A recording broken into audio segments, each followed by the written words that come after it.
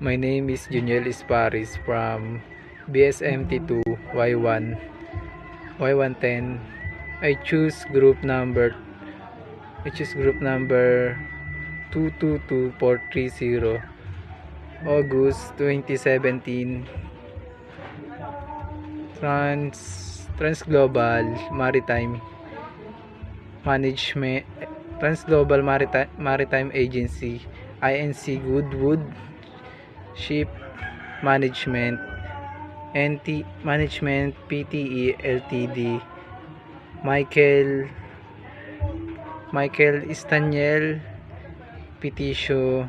petitioners, and Vicente Di Chua Jr. respondents. And the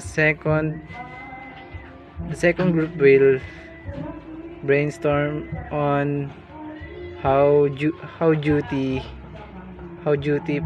framework as a guide to arrive ethical decisions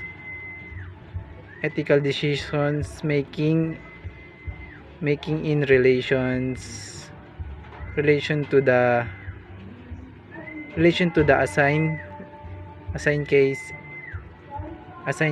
and the duty framework. The thinker is focused on the duties and obligations that people have in a given situations, and the thinker consider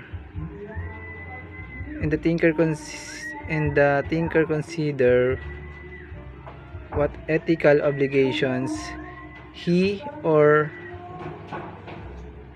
she has, and what things he or she and should never do, and they will evaluate the actions and required to have uphold these duties, and ensure ethical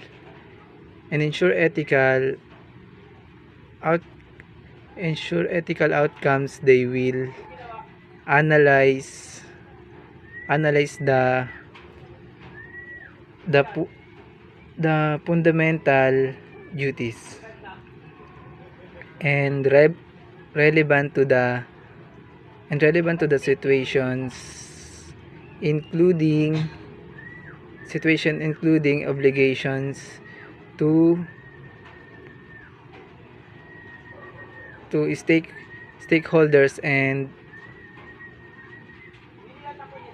to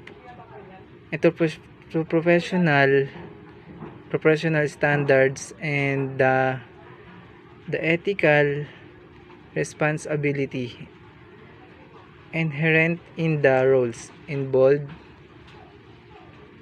The group will identify how these duties influence decision making process and ensure that all action align with ethical principles. They will also discuss potential conflict between duties and how to resolve them to maintain integrity and uphold ethical standards in the decision making process.